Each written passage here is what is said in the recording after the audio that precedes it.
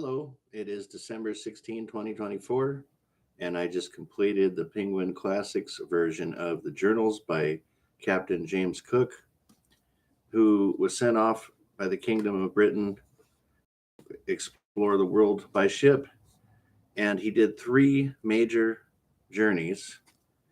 And this book version of the journals is slightly abridged, but you'll be happy that it is because a lot of the stuff that was taken out of it was the more mundane information about longitude, latitude, locations, and the seas and the weather and stuff like that. That's definitely still in this book, but not as much as if you read the entire journals.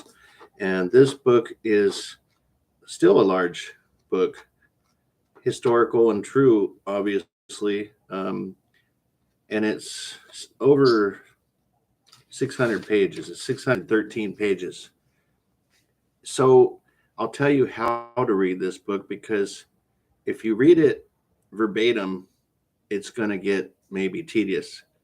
But what you can do is when you see the longitude, latitude, degree readings in there, you can kind of skim those segments when it talks about the seas and the types of weather, ice, or the things of that nature. You can kind of skim it.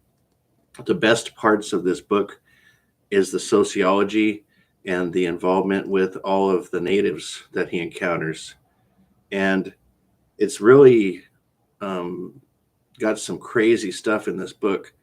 There's a lot of, well, I would say a lot of the scariest things in here are the cannibalistic episodes, the human sacrifice, those kinds of things, the conflicts with some of the more, I don't want to call them violent natives, but maybe scared of seeing this massive ship pull in that's got these big guns on it and things.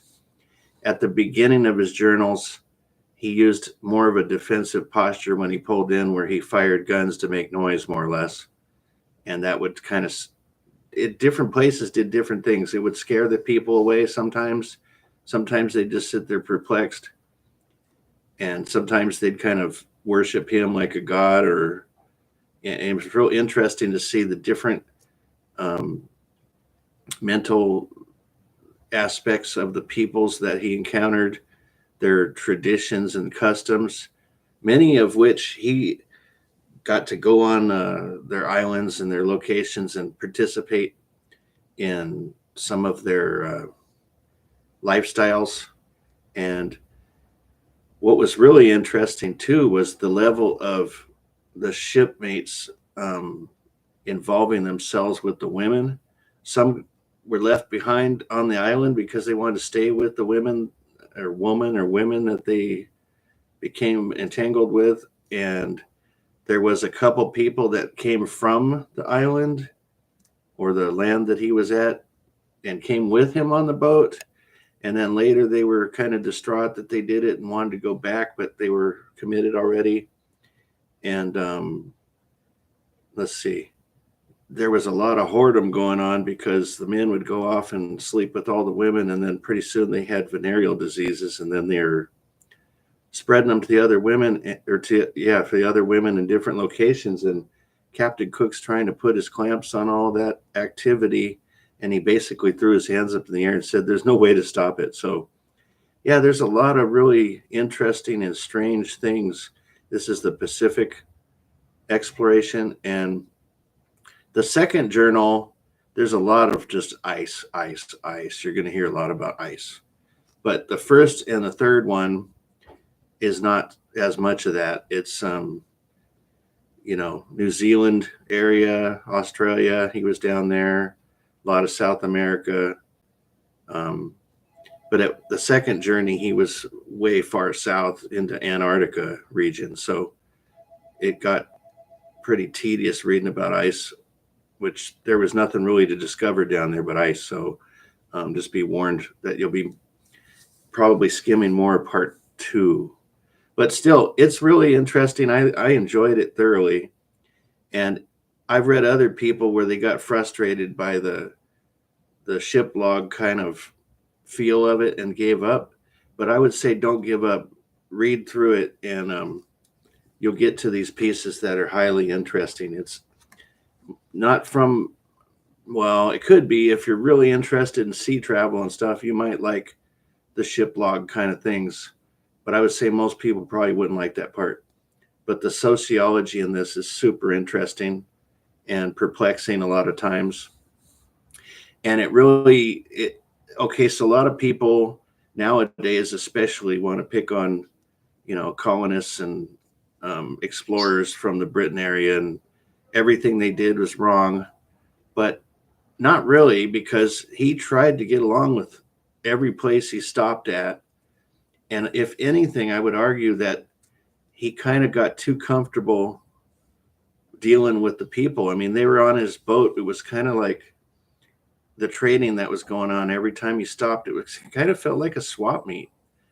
But he got too comfortable and ultimately had a conflict in the end, and he didn't live through it. So you'll hear about the theories on what happened to him at the end, because no one really knows for sure, it sounds like. But I felt bad for him, knowing getting towards the end of the book that he wasn't going to get through all of this. So I guess I felt kind of attached to him at a certain point. And I would say that if you could imagine going to places where you don't know if you're going to be murdered when you get off the boat, obviously you're going to take weapons with you and try to defend yourself. And then there's episodes at the beginning where you think, man, this is like bordering on a murderous rampage. But he had to defend himself, especially from people that wanted to kill him, perhaps. But he found, I think, that method, if you used it too much, it almost endangered you more, I suppose. But ultimately, he tried peaceful tactics a lot of times, and that perhaps endangered him too. So, blaming this guy on the way he operated is too simple. You had multiple groups of people that were afraid of each other for real good reasons. And when people fear each other, sometimes bad stuff happens. And it's, like I said, from the previous reviews of the colonists in all of those papers, and I can't remember the name of that book that I read a month ago, but it's too easy just to blame one group. It takes two groups of people to have a conflict, and when it's involving fear, resources, or lack of resources, and the possibility of running out of resources and not surviving, people do a lot of things to try to prevent severe problems for themselves, and that could include being violent. So it's really eye-opening for a modern person that doesn't have to struggle to get through those kinds of things. And perhaps if supply chain ever was disrupted, you'll have an idea of what it could be like in that event, I suppose, which is not very reassuring. But I really enjoyed this book a lot.